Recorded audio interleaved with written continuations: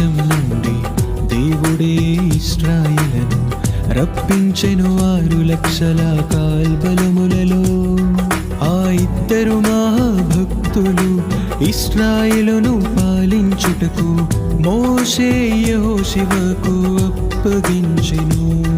నాకెందుకు ఇవ్వలేదని ఒక్క మాటైనా కాలేబు అన్నాడా? ఇదే ఇదే ఉండవలసిన తగ్గింపు, ఇదే ఇదే ఉండవలసిన తగ్గింపు. దమస్కులో యూదులు పౌలును చంపాలని చూశారు. బర్నాబా ప్రాణాన్ని తెగించి పౌలును సంఘంలో చేర్చాడు. లుస్త్రాలో వాక్యాన్ని ప్రకటిస్తూ ఉండగా పౌలుకు ముఖ్య ప్రసంగి అని పేరు పెట్టారు. నాకెందుకు ముఖ్య ప్రసంగి అని పేరు పెట్టలేదని బర్నాబా అన్నాడా?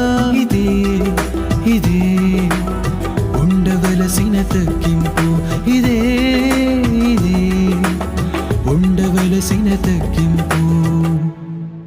క్రీస్తు పనిలో పయనించాలని అనుకుంటున్నావా?